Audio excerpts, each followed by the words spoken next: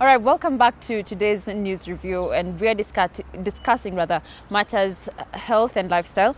And among the stories we were discussing earlier on was our food safety, and of course what the Ministry of Health and the people who are supposed to inspect the food that we're eating should do.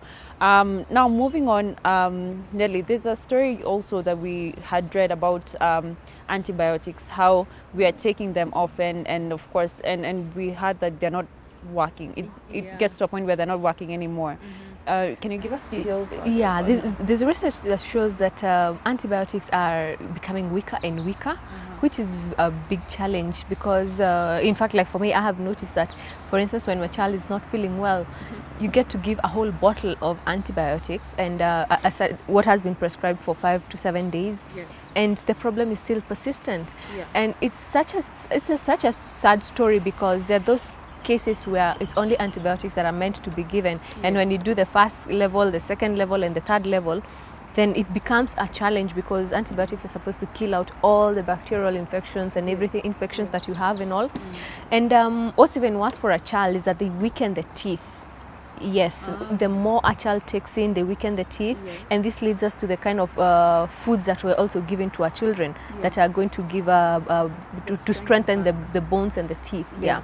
And what is being done to because now they're getting weaker and weaker. And the sad part is also that we really believe in antibiotics. The doctors have made us believe that if I have cough, I always believe I'm gonna go for amoxicillin or some other medicine, the antibiotics that have been prescribed rather. And some of the time I don't even need to go to hospital. I'll just rush to the pharmacy, get my antibiotics, and in 5 days it is gone. So the fact that they're becoming weaker and weaker, I think it's a kind of a disappointment. Concern that needs to be addressed by the health practitioners and medical practitioners, because when we have a belief that they really work, then they should work for us. They should. Yes. And probably they should also get something else. I know antibiotics is okay. I'm not a medical practitioner, but probably we should interview one of them on what else can be used. Is there something else that can be used instead of that now, considering that it's a concern?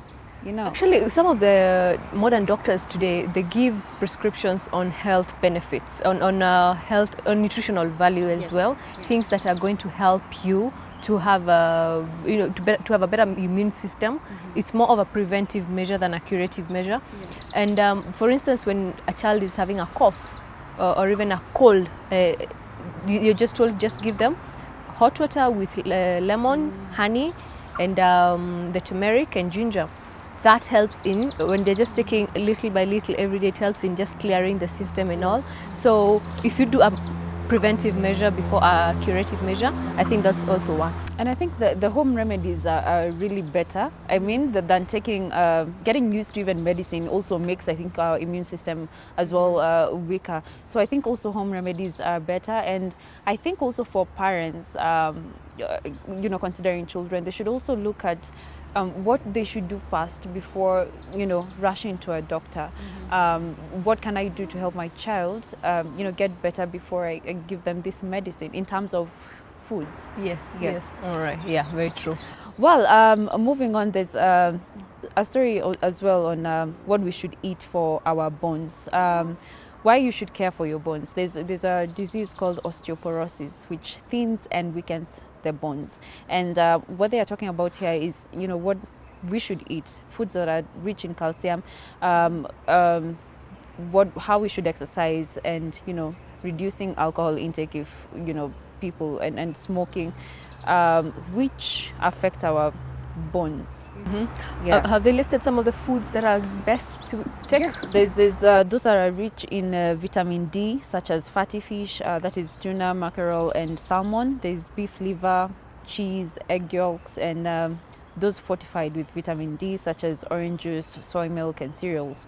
There's also those that are rich in calcium, that is cheese, yogurt, milk. Of course, we know the dairy products, spinach, kale, turnips, and collard greens, sardines. There's a whole lot of them. But something that gives me concern is, have you heard of soy milk? Soy milk, yes. Yes. Yes. Have you ever tasted it? It doesn't say so nice. Okay, according to my opinion, it's really disgusting. But it has no taste. But apparently, it's healthy. But there's another side of the story that I hear. It's not good, especially for women. Really? Yes, I don't know if you've heard of that, but I hear it's not a very good. When you take a lot of soy products, not only soy milk, I hear they're not very good. For women, but that's a story for another day. Maybe we'll find out. I should interview one of those people for my show. So, what do you think people should do in terms of getting their foods right? Uh-huh. In terms of I think with the fast life that we're living, it would be important to, for a minute, take a break and say, you know what, let me see what it takes for me to have a good meal.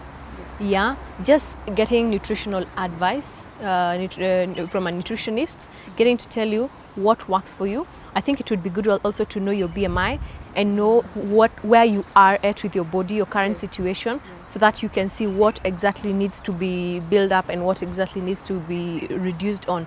For instance, people are told when you go for your cholesterol levels and other things, body checkups, some of the major things you must be told is stop drinking, stop smoking, because your levels, maybe blood levels are this and stuff like that. You need to relax a little bit more. You need to take it easy in life and exercise and all. yes, Water intake and things like that. So I think the best thing is for somebody to just go out there, look for the advice and have the recommendations with you.